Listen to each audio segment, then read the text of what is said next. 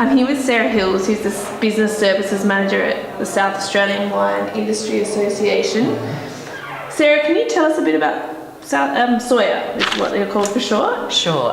Look, we are a member organisation advocating for employers in the wine industry, and we lobby government, state government, federal government, depending on the topic, in relation to our members' industry needs.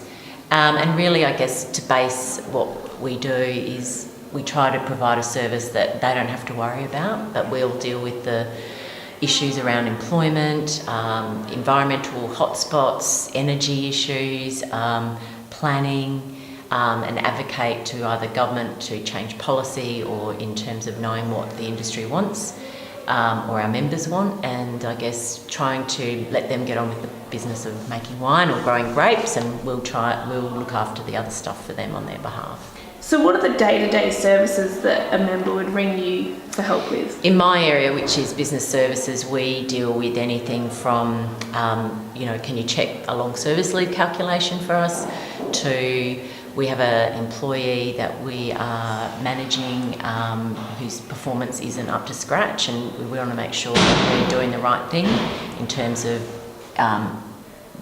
getting them on a performance plan, through to representing members in the Fair Work Commission on unfair dismissals. Can you name some of the wins SAWIA's had for grape growers and the wine industry lately? Probably one of the two that stick out most and most recent would have to be an award amendment that we got through 2 years of advocating for, and that was around the minimum engagement for casuals in a vineyard, and that's where there's unscheduled or unexpected weather event actually means that you are not obliged to engage them or pay them for the full 4 hours. But if that happened, that you had an unscheduled weather event, you could release them after 2 hours and just have to pay for 2 hours.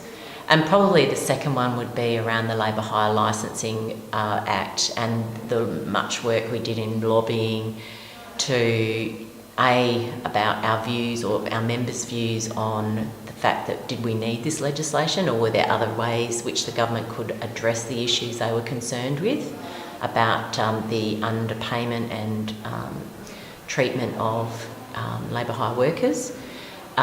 Being a real issue for our industry, and also feeding into that is labour hire or workforce issues actually in regional Australia, and that's a big issue and why we rely heavily on labour hire.